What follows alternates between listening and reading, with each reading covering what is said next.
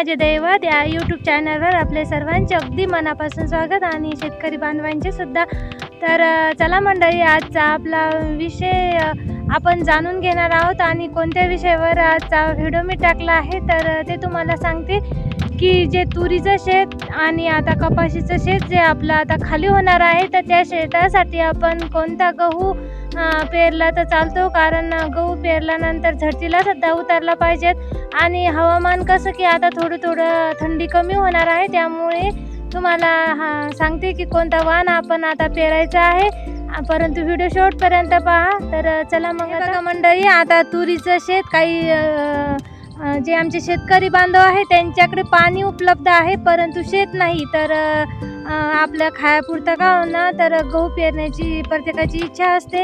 म्हणून कसं की आता तुरीचं किंवा कपाशीचं शेत जर रिकाम आपलं झाला असेल तर आपण फुले समाधान हा गहू बिनधास्त पेरू शकतो, कारण हा गहू लेटसुद्धा येतो, त्यामुळे नक्की हा गहू आपण पेरू शकतो। कारण आता तुरीचे आणि कपाशीचे शेत आपले रिकामे झाल्यानंतर दुरुस्त करायचे, परंतु हे जे आपण गहू पेरणार आहे तर कशा पद्धतीने हा गहू पेरायचा, कारण आता जवळजवळ डिसेंबरच्या शेवटी किंवा जानेवारीच्या स्टार्टिंगला आपण हा गहू पेरू शकतो।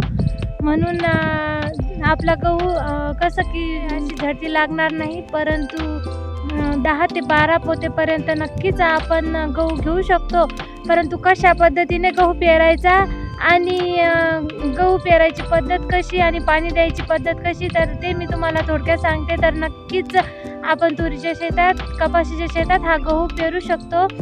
तर चला मंडळी, आम्ही जशा पद्धतीने हा गहू पेरला आहे त्याच पद्धतीने आपल्याला गहू पेरावा लागेल, तेव्हाच आपला गहू हा झडतीला उतरेल। आणि कसं हा जो फुले समाधान गहू आहे हा लेटसुद्धा येऊ शकतो, कारण की या गव्हात आम्ही कसं मागच्या वर्षी सुद्धा काही शेत आहे तुरीच्या वावरातलं जे खाली झालं होतं तेव्हा पण त्या शेतात गहू पेरला होता, परंतु असेच आपल्याला या ठिकाणी गव्हाचे वाफे बनवून म्हणजे जी पट्टा पद्धत आहे तर अशा पद्धतीने गहू आपल्याला हा पेरायचा आहे आणि एकरी 40 किलो प्रमाणे बी पाडायचं आणि अशाच पद्धतीने हा गहू पेरायचा। यासाठी DAP 1 थैली एका एकरात टाकायची आहे आणि नंतर जेव्हा आपण हा गहू पेरणार आहे तर गहू उगून आल्यानंतर आता याच्यात कसं की आम्ही औषध मारलं, जे तणनाशकची फवारणी याच्यात केली, परंतु नंतर आपल्याला तणनाशकची फवारणी या गव्हात करणं जमणार नाही, कारण नंतर जर तणनाशकची फवारणी केल्यानंतर जवळजवळ 10 ते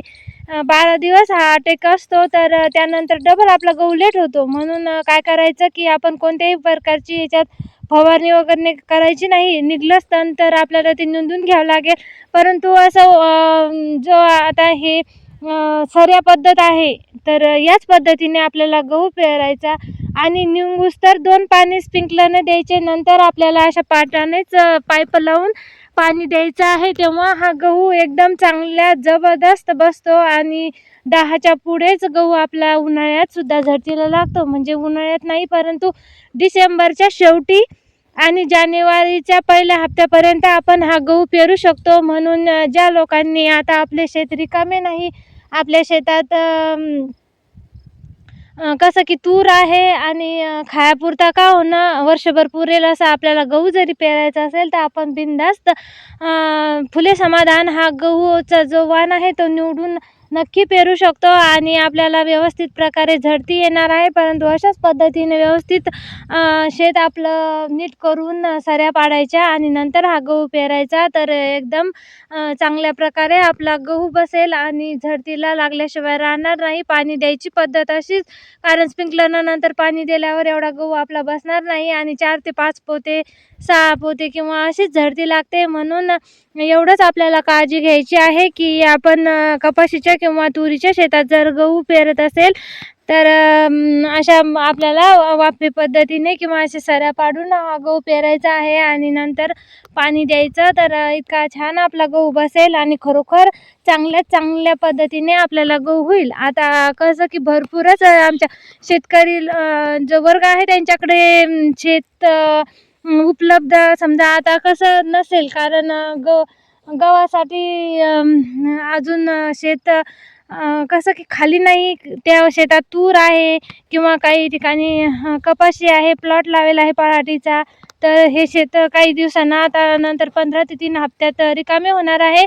आणि नंतर कसं की पाणी पण आहे. आता पाणी असून सुद्धा जर आपण कसं की गहू पेरायची खूप जणांची अशी इच्छा असते, कारण नंतर कसं की हरभरा बिलकुलच जमत नाही, कारण थंडी कमी असल्यामुळे हरभरा आपला जमणार नाही. पण शक्यतो 100% सांगते की हा फुले समाधान गहू आपण बिनधास्त पेरू शकता.